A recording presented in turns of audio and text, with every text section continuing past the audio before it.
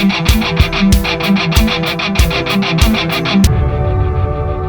this is Victor with Southern Keto, and I've decided to do a new series. It's going to be called Keto in the Car. I do a lot of driving, so I've got a lot of time, and I wanted to use it to talk about my keto journey, answer questions that people might have, and just make a good use of my time. So if y'all have any kind of questions, leave me some comments and I'll be glad to talk about them. A couple disclaimers before I start. This video will be edited because I'm sure there's going to be some pauses and nobody wants to see that, but I'm not turning the camera on and off. I'm recording straight through and then I'll edit it later on. So don't worry about my safety. I'm just driving. Been driving for 30 something years, so anyway, don't worry about that. The other disclaimer, I'm not a medical professional, so anything that I talk about here is just my personal experience I want to tell you about. So my keto journey started, to begin with, probably 35 years ago. I had gotten out of college, I was doing personal training, and so we had a diet plan that we followed back then. Atkins was still kind of brand new, and what we were doing was kind of, I guess you'd call it a hardcore bodybuilding diet from like the 70s.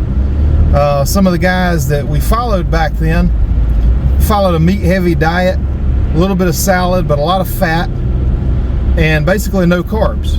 And so my clients that adopted that, although we worked out a half hour every time they came in, and they did about 25 minutes of walking, and I kind of counseled them on their food and things like that, it seemed like the ones that had the best results were not the ones that worked out the hardest, but it was the ones that followed the diet plan that we gave them were the most successful.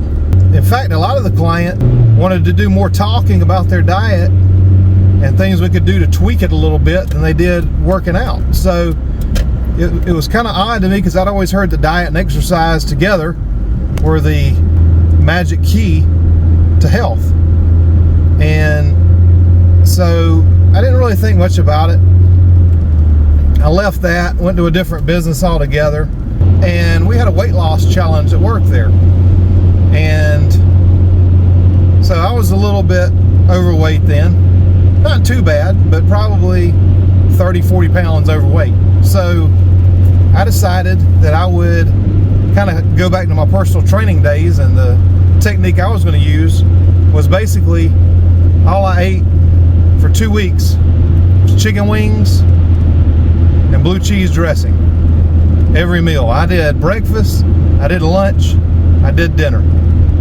And I won the challenge easily. In fact, after about a week, everybody else gave up. And even though now I know that was all water weight, it was such a significant loss at the time that people just paid me the money and didn't continue.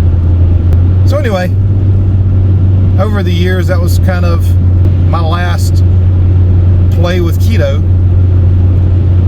I got back on the standard American diet, all the foods I grew up eating, all the fast foods that I grew up eating, the IPA beers I love drinking. And one thing I didn't really do a lot of was soft drinks. I know a lot of people have a problem. They'll drink a 2-liter of Coke every day.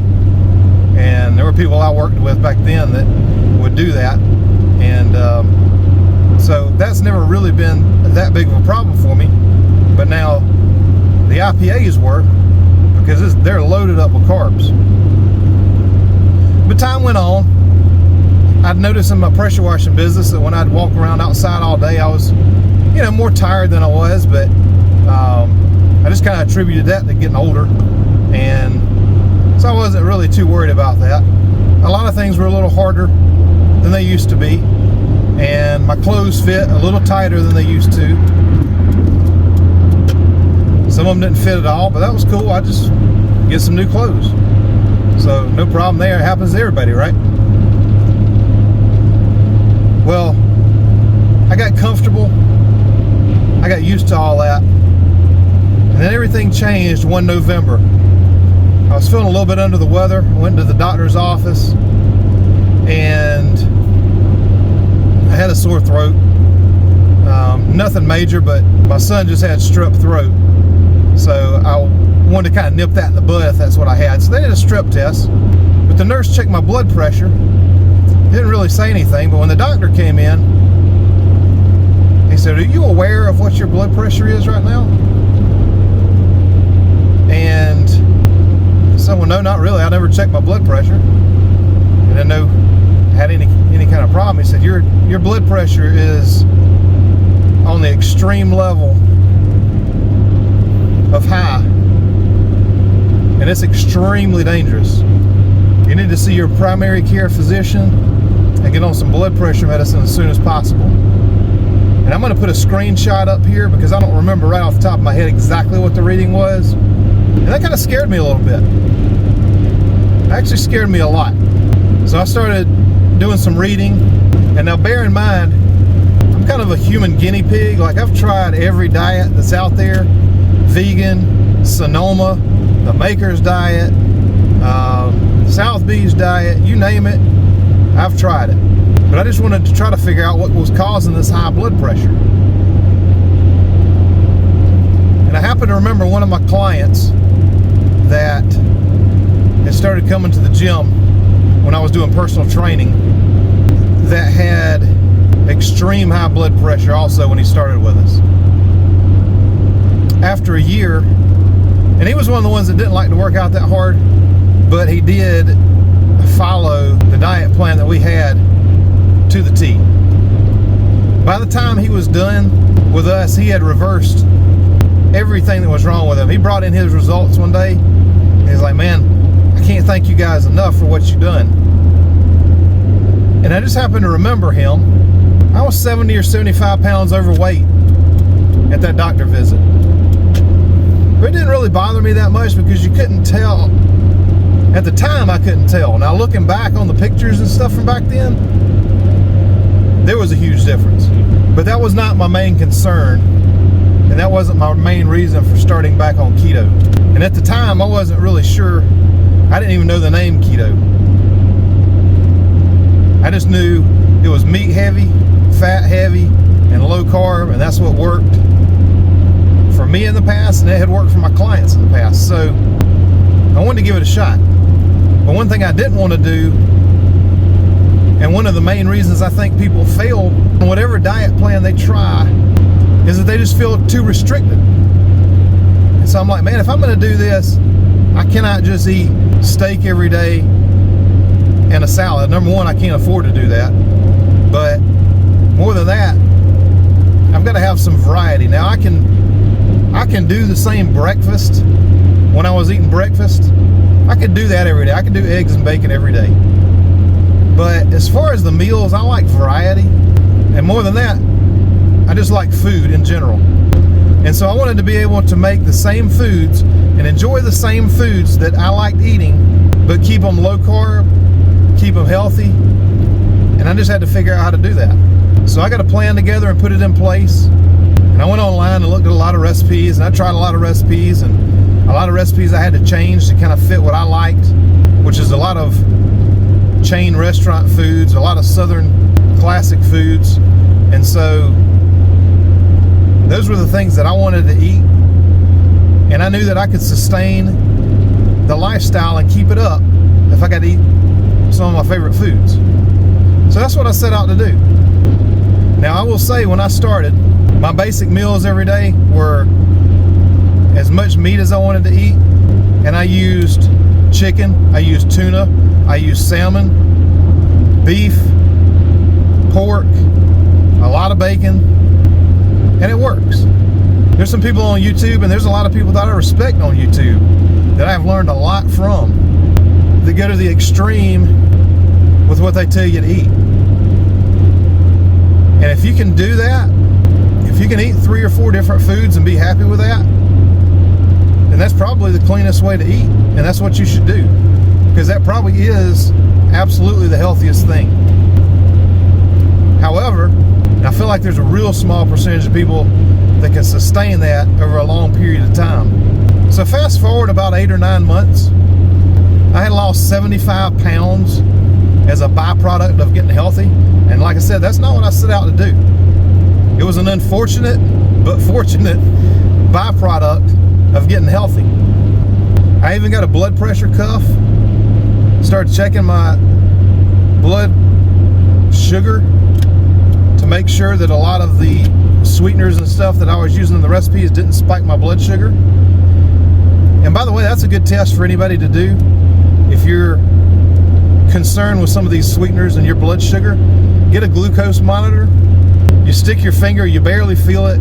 You put a drop of blood on a little tab and put it in this machine. The machine, I think, is $20-25. I'll put a link down in the description to the one I use.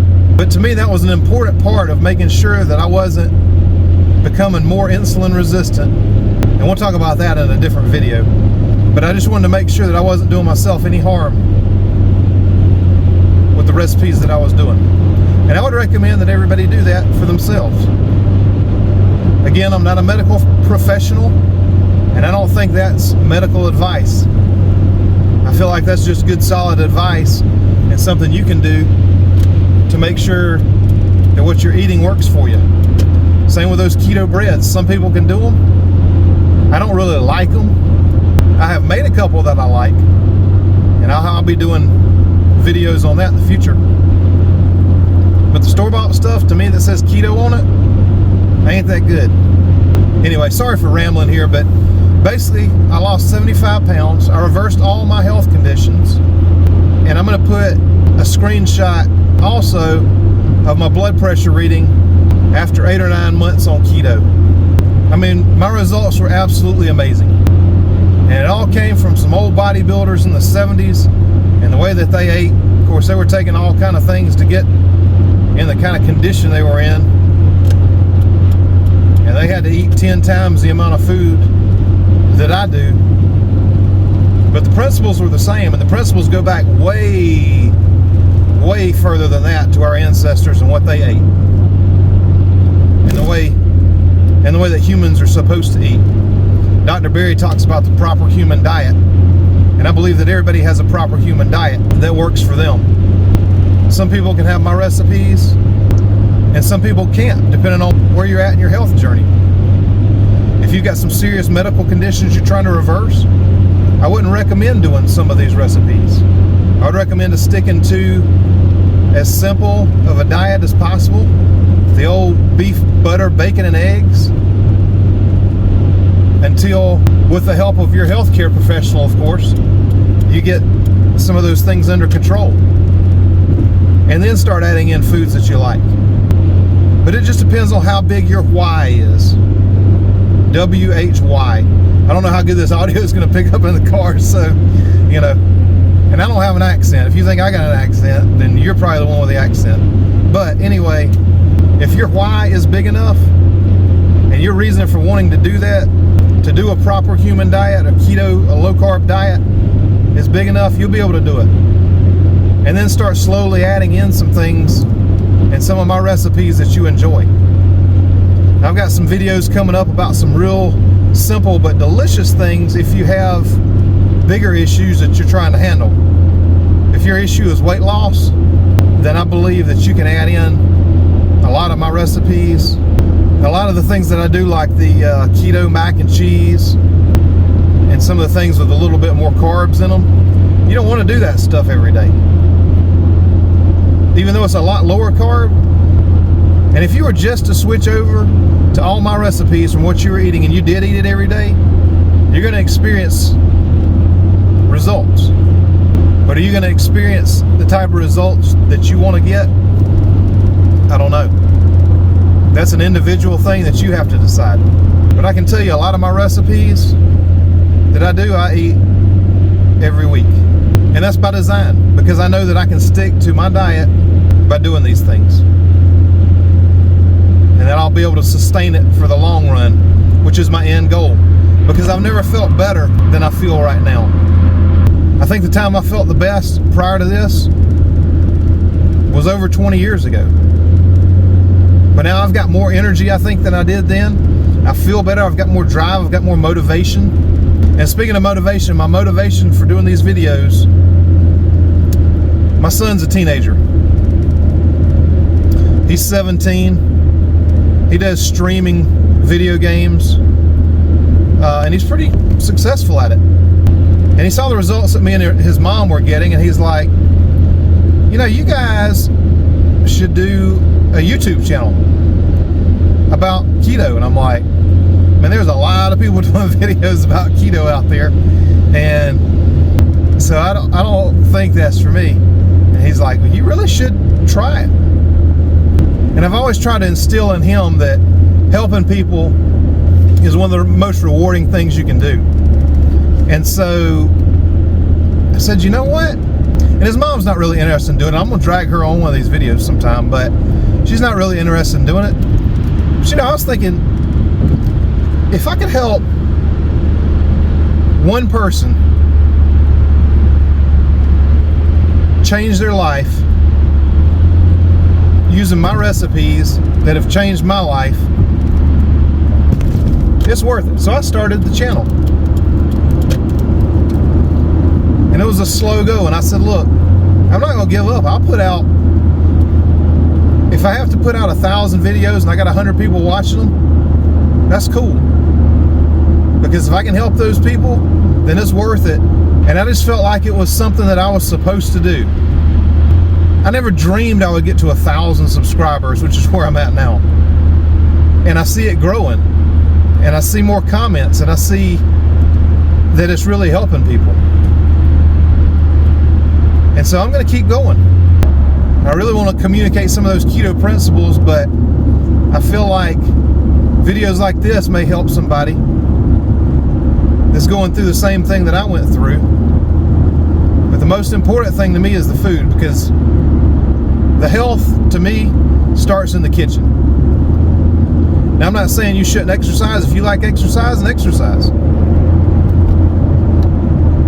But do exercises that are fun to you. If you like going hiking, go hiking. If you like walking around your neighborhood, do that. You don't have to go in a gym and get on a hamster wheel for an hour at a time. How's that working out? For the majority of the people, if they don't start in the kitchen, they don't get the results. I did no working out when I was doing this time. And I've lost all the weight.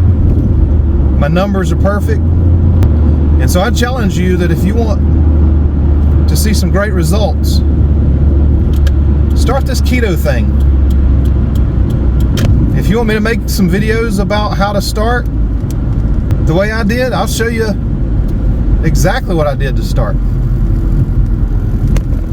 I'm going to put out some simple recipes that you can do that are really clean and are going to get you results really fast. And I would encourage you to do whatever you think is going to make it sustainable for you. And I just encourage you to try. Because even if you ate my keto mac and cheese every day, instead of Kraft mac and cheese every day, you're going to notice a difference. And that might just encourage you to keep going. Go a little bit cleaner. Go a little bit deeper. Add some variety. Because I believe whatever you do is going to be better than the standard American diet. And you're going to notice results when you get on this low carb keto thing. Let me know in the comments if you enjoyed this video. It was just kind of a thing I wanted to try, just to see if people enjoyed things like this other than just recipe videos. So leave me a comment, let me know if you want me to do more of these. I do a lot of driving, so I feel like if it's helpful, I definitely want to do it. So I'm going to jump off here and go deliver some soap and some bath products, and I'll see y'all on the next video.